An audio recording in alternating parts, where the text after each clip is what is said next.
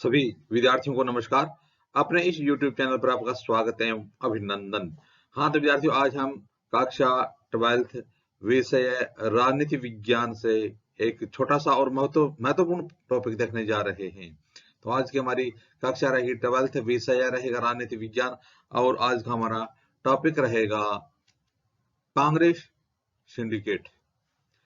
यानी कांग्रेस में सिंडिकेट क्या था?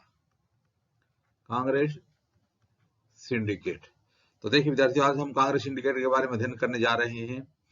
कांग्रेसी नेताओं के एक समूह को अनौपचारिक तौर पर सिंडिकेट के नाम से इंगित किया जाता था।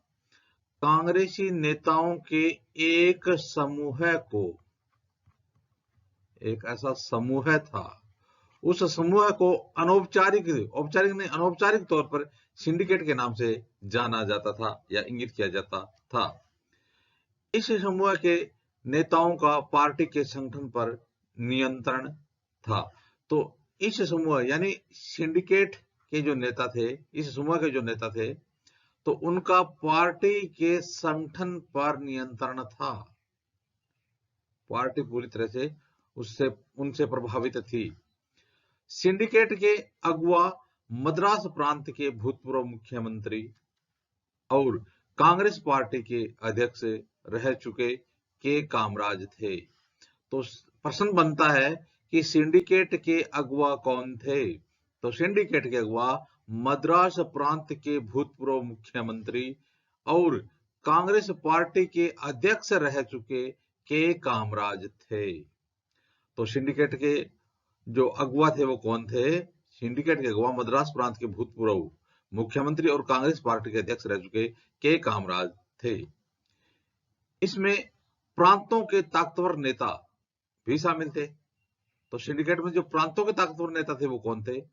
तो जैसे बंबई सिटी के एस के पाटिल, बंबई सिटी के एस के पाटिल, मैसूर यानी अब कर्नाटक कहा जाता है, मैसूर यानी कर्नाटक के एस निजलिंगप्पा, आंध्र प्रदेश के एन संजीव रेड्डी और पश्चिमी बंगाल के अतुल्य घोष शामिल थे। तो अगवा तो थे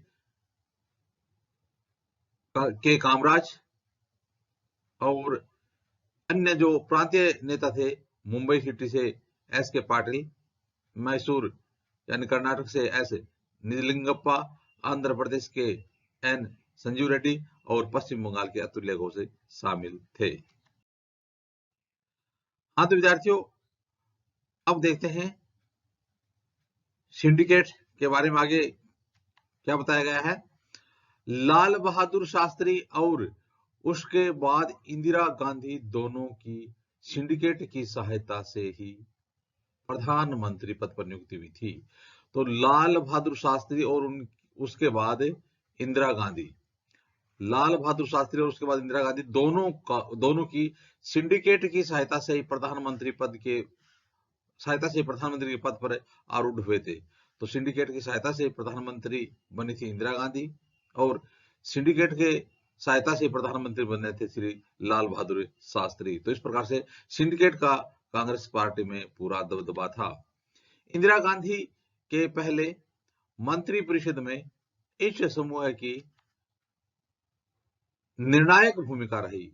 इंदिरा गांधी का जो पहला मंत्रिमंडल था, मंत्रिपरिषद था, इसमें इस समूह की निर्णायक भूमिका रही। कांग्रेस का विभाजन होने के बाद सिंडिकेट के नेताओं और उनके प्रति निष्ठावान कांग्रेसी यानी कांग्रेस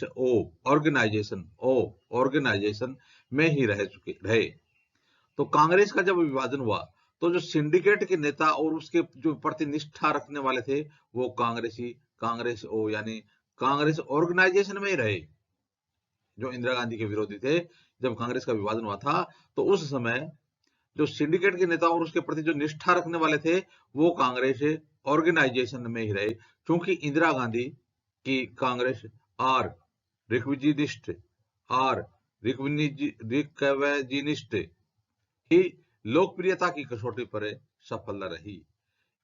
तो इसलिए भारतीय राजनीति के ये बड़े और ताकतवर नेता 1971 के बाद प्रभावहीन हो गए। तो इस प्रकार से ये जो सिंडिकेट के नेता थे, जब कांग्रेस पार्टी का विभाजन हुआ और उसके बाद जब इंदिरा गांधी की कांग्रेस रिकविजिनिस्ट प्रभावशाली रही, तो उसके बाद ये बड़े और ताकतवर नेता थे 1971 के बाद प्रभावहीन हो गए। कब है? 1971 के बाद प्रभावहीन हो गए। तो इस प्रकार से विद्यार्थियों, आज हमने कांग्रेस सिंडिकेट के बारे में अध्ययन किया। आगे आने वाले वीडियो में इसी प्रकार से हम राजनीति विज्ञान से संबंधित अध्ययन सामग्री देखते रहेंगे। आप भी अपने इसी यूट्यूब चैनल के साथ बने रहिए। वीडियो देखने के लिए धन्यवाद।